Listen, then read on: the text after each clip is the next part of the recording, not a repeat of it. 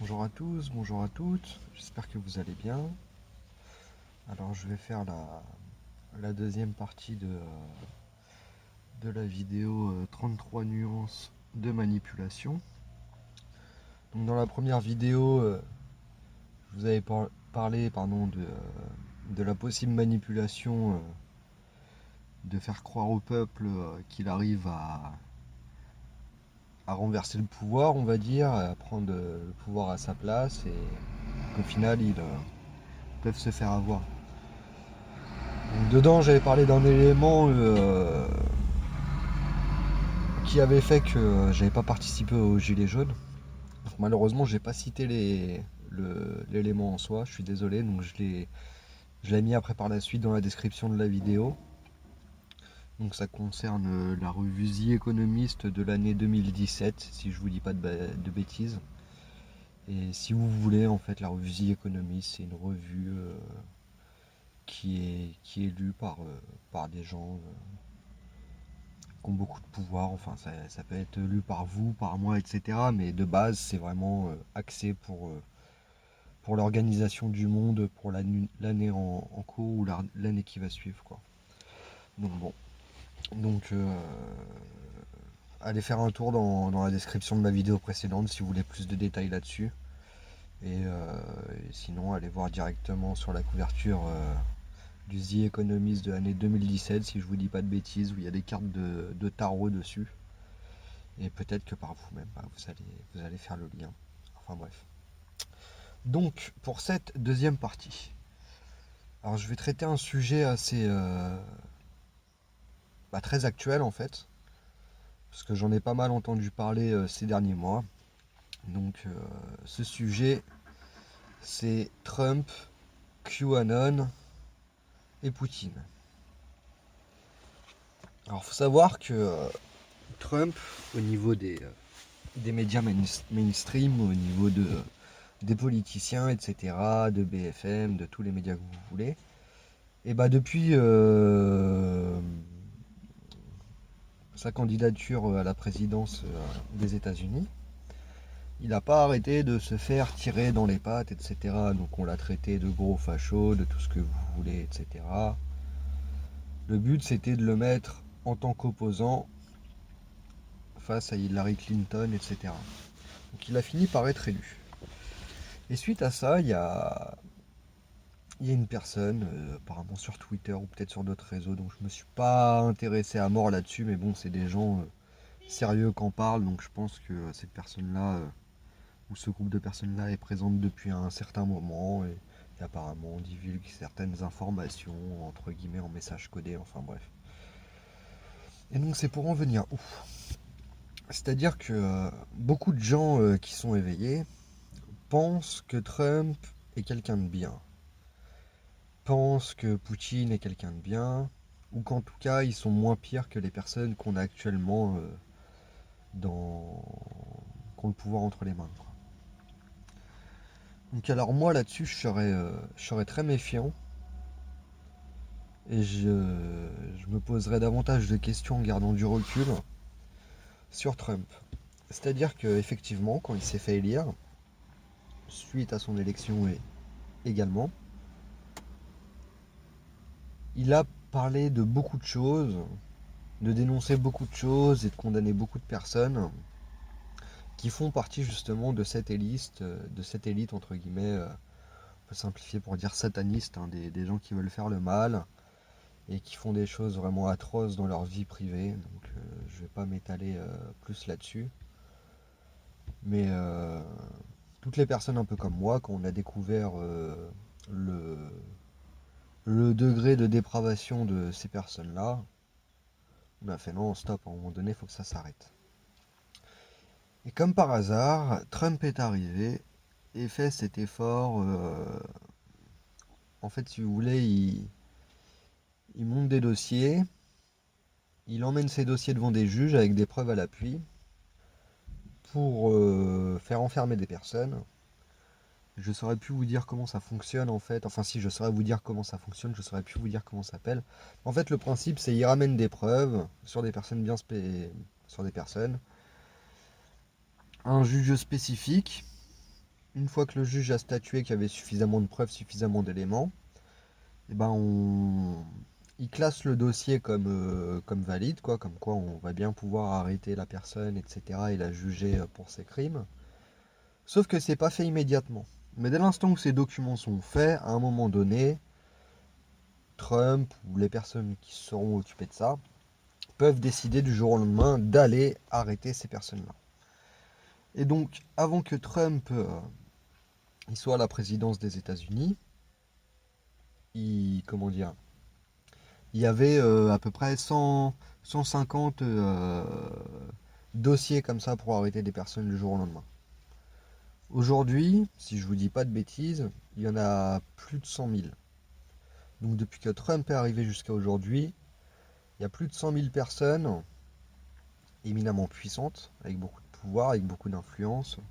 C'est pas des lambda comme vous, comme moi, ou des simples citoyens américains, sauf s'ils trempent dans des réseaux mafieux, pédocriminels, etc., quoi, enfin bref. Et donc effectivement, ça c'est un fait.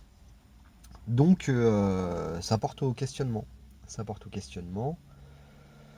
Et donc QAnon et Trump, c'est l'idée de dire au monde, soit véritablement, soit c'est une tromperie, que ces personnes-là se bougent pour faire tomber toutes ces pourritures qui s'occupent de la gestion du monde et de notre degré de dépravation et de notre degré de servitude. Et l'objectif pour eux, c'est de tous les renverser. Donc là où je me méfie, donc il y a plusieurs éléments que je vais citer dans cette vidéo, et malheureusement, j'ai pas réussi à retrouver les faits que j'avais pu trouver les années précédentes, qui, euh, qui validaient mes propos, on va dire. Alors, si vous voulez, moi j'avais entendu parler d'une possibilité, en fait, d'un des projets des personnes qui nous gouvernent et qui gouvernent le monde, pour imposer leur nouvel ordre mondial. Donc, un des chemins qu'ils avaient, c'était justement de faire en sorte que les peuples à travers le monde se réveillent par rapport à leur gouvernement, par rapport à tout ça, et que Trump et Poutine viennent envahir, entre guillemets, nos beaux pays, ou viennent nous faire croire qu'ils viennent destituer nos présidents, nos ministres, tout ce que vous voulez, etc., pour remettre quelque chose de sain derrière. Et à ce moment-là, bah, l'armée américaine, l'armée russe seraient accueillies en France ou dans d'autres pays à travers le monde, les bras grands ouverts, en les remerciant, etc. Donc ça, c'est une possibilité que ça se passe. C'est une possibilité, il y a une possibilité, pardon, que ça soit réel. Mais il y a une autre possibilité, en fait, que ça aussi, ce soit une tromperie. Donc j'ai pas dit que ça allait se passer, j'ai pas dit que c'était sûr, ceci, cela. J'ai dit c'est des éventualités et que là-dessus, il faut se méfier. Donc pourquoi il faut se méfier? Parce que entre ce que Trump il dit et entre ce que Trump fait dans ses rencontres, dans sa vie privée, etc., euh, il y a des choses qui corroborent pas, quoi. Enfin, il y a des choses qui sont. Il y a des pièces du puzzle qui s'emboîtent pas bien les unes avec les autres, quoi. Donc là-dessus, je suis très méfiant. Donc j'ai parlé rapidement là de Poutine, je l'ai cité. Donc pourquoi Poutine? Parce que Poutine, en fait, il a la même image dans le monde que Trump. C'est-à-dire que les médias officiels qui servent les puissants, qui dominent le monde, etc., font croire que Poutine est une pourriture, que Trump est une pourriture, que c'est des fachos, que c'est tout ce que vous voulez, etc. C'est une possibilité pour leur donner une crédibilité au point de vue des gens comme nous, qui ne nous fions pas aux médias officiels en fait. Et, euh, et donc si on prend l'exemple de Poutine, c'est-à-dire qu'il y en a plein qui pensent que Poutine ne fait pas partie du nouvel ordre mondial. Donc ça c'est pareil, c'est très dommage. J'ai pas réussi à retrouver la vidéo, mais j'avais vu à l'époque, suite à un sommet, alors je ne saurais plus vous dire, mais c'était un sommet qui regroupait Poutine avec d'autres dirigeants d'autres pays dans le monde, donc C'est pas les États-Unis, c'est pas des grandes puissances comme ça. Ça va être des pays plus modestes ou plus dits entre guillemets du tiers-monde. Et dans cette vidéo-là que j'avais vue, qui était un truc normal, officiel, rien de bizarre, etc. Et ben, il y avait Poutine autour de cette table, en train de discuter, en train de faire son speech, quoi, on va dire. À un moment donné, il a dit que voilà, c'était leur nouvel ordre mondial à eux. Et donc, cette association de pays, il s'appelle le BRICS. B-R-I-C-S. Donc, BRICS. BRICS, donc dedans, il y a la Russie, le Brésil, l'Inde, la Chine et la Suède, il me semble, si je vous dis pas de bêtises. Donc je pense, donc il a ouvert aussi euh, ce regroupement de pays à tout pays voulant en fait s'inclure dedans et répondant à leurs spécificités, etc. Donc ça, si vous voulez, c'est un peu comme l'UE, non pas l'UE, on va dire plus comme merde, l'OTAN, mais version russe, etc., quoi. Et donc, durant ce discours-là, je vous dis, il l'a dit mot pour mot que voilà, c'était leur nouvel ordre mondial à eux et qu'ils allaient se battre pour le mettre en place. Donc, si vous voulez, en fait, vous avez plusieurs types de nouvel ordre mondial, entre guillemets.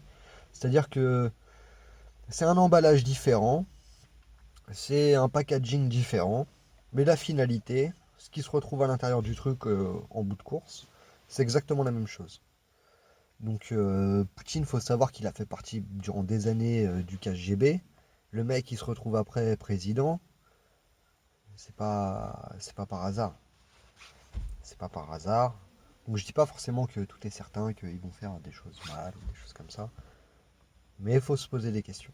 Il faut se poser des questions, rien n'est sûr. Donc il faut faire très attention à ça, quoi.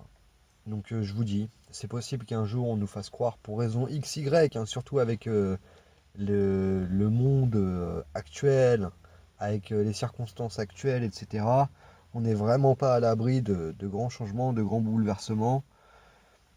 Donc là, je vais refermer un petit peu la phase 33 nuances de manipulation, parce que je pense là vous en avoir dit suffisamment sur cette possibilité-là. Et je vais terminer sur l'actualité actuelle et le chemin que prennent les choses, quoi. Parce que là, vous voyez, il y a. Alors, j'ai pas retenu le nom du professeur, mais c'est pareil, un mec reconnu, machin, bidule, blablabla, qui parle et qui dit que selon lui, le virus serait échappé d'un laboratoire à Wuhan, qu'il aurait été créé par l'homme, etc. Donc, comme je vous l'ai dit au tout début, dans ma toute première vidéo, que ce virus, il ait été créé de toutes pièces, ou que ce soit un virus naturel qui soit arrivé tel quel, etc., ça ne change rien. L'utilité, c'est surtout l'environnement qu'il est en train de créer, ce virus, les mentalités qu'il est en train de créer et tout ce que ça leur permet de faire. Là est le vrai problème de virus. Donc le mec, maintenant, il parle de la Chine. Mais ça, en fait, au tout début, quand ça faisait à peine une semaine que c'était arrivé en Chine, qu'on savait plus ou moins ce que c'était, mais qu'on n'avait pas de remède, qu'on n'avait pas tout ça et tout, c'était des hypothèses qui étaient déjà ressorties, en fait. On avait déjà tous les éléments pour dire que oui, potentiellement, ça peut être une mauvaise manipulation, le virus s'est échappé, ou que sais-je, enfin bref. Donc pourquoi aujourd'hui ils reparlent de ça? Pourquoi aujourd'hui on reparle de ça et tous les gens ressassent cette information-là en boucle? Là, avec ça, moi, l'impression que ça me donne, c'est que on nous fait tourner en rond. Et là, on a fait le tour des hypothèses, le tour des traitements trouvés plus ou moins, etc. et tout. Et bim, on retourne à zéro. Et on va refaire un tour. Peut-être pas complètement, mais je vois pas l'intérêt en fait. Je vois pas l'intérêt. Donc je comprends que des gens qui s'intéressaient pas dès le début à l'épidémie, au virus, à toutes ces choses-là, puissent avoir l'information que maintenant et donc se disent ah bah oui, mais vous vous rendez compte. Mais je comprends pas tous les lanceurs d'alerte, tous les gens, enfin les gens qu'on dit lanceurs d'alerte, hein, et tous les gens qui ont envie de répondre l'information et d'essayer de faire cogiter les autres, etc. Mais pourquoi toutes ces personnes-là retourne sur cette information-là. L'information, on l'avait déjà. C'est-à-dire qu'on n'en avait pas la certitude. Aujourd'hui, on n'en a toujours pas la certitude d'ailleurs. On avait déjà passé ça. On a déjà tous eu l'info, logiquement.